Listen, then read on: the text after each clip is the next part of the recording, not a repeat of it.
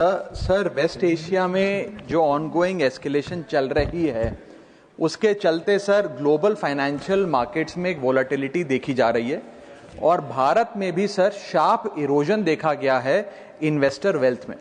Sir, ये India का crisis नहीं है, इंडिया इस कॉन्फ्लिक्ट का हिस्सा नहीं है, भारत के इकोनॉमिक फंडामेंटल्स अभी भी स्ट्रांग है, लेकिन फिर भी इस जियोपॉलिटिकल ग्लोबल शॉक के चलते हमारी अर्थव्यवस्था और खास तौर पे भारत का बाजार, इंडियन स्टॉक मार्केट को एक शॉक लगा है। सर, मैं बताना चाहूंगा कि 28 फरवरी जब पहली बार ये युद्ध शुरू हुआ, पहला एक्ट ऑफ अग्रेशन किया गया, तब से लेकर 23 फरवरी दैट इज यस्टरडे लगभग 48 लाख करोड़ रुपीस भारत के इन्वेस्टर्स के इरोड हो गए, मार्केट से गायब हो गए, शून्य हो गए। एफपीआईज ने 52,000 करोड़ रुपए 1 मार्च से लेकर 15 मार्च के भीतर भारतीय बाजार से निकाल लिया, रुपया 94 पहुंच गया। ये तमाम चीजें एक रूटीन करेक्शन नहीं है सर, ये कॉन्फ्लिक्ट ड्रिवन शॉक है। मेरी चिंता है सर कि भारत में लगभग 13.5 करोड़ इन्वेस्टर्स हैं जो लगभग 21 करोड़ डीमैट अकाउंट्स के माध्यम से निवेश करते हैं, और खास तौर पे इस वर्ग में SIP investor, first time retail participant, salaried middle class और रिटायरीज जो लॉन्ग टर्म सेविंग्स के लिए निवेश करते हैं, उनकी चिंता है जो मैं सदन में व्यक्त करना चाहता हूं। सर, वेस्ट एशिया की जो जंग है वो हमारी जंग नहीं है, लेकिन उसके शॉक भारतीय बाजार में देखे गए। It is a black swan event because it has been triggered suddenly, externally, and it is unrelated to the underlying Indian economic fundamentals. But sir, Bharat may not be failing, but India is certainly being hit by this shock.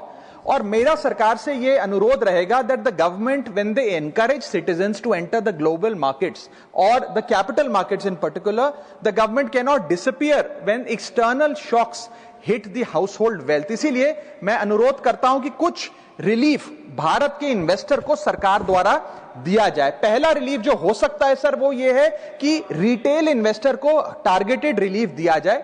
आज जब भारत का कोई investor बाजार में share खरीदता है, retail investor, तो उसे ब्रोकरेज, एसटीटी, एक्सचेंज चार्जेस, इस सर्विस चार्ज पर जीएसटी और स्टैंप ड्यूटी देना पड़ता है, और ये सब जूझने के बाद यदि मुनाफा होता है तो 20% short term capital gain tax और 12.5% long term capital gain tax लगता है।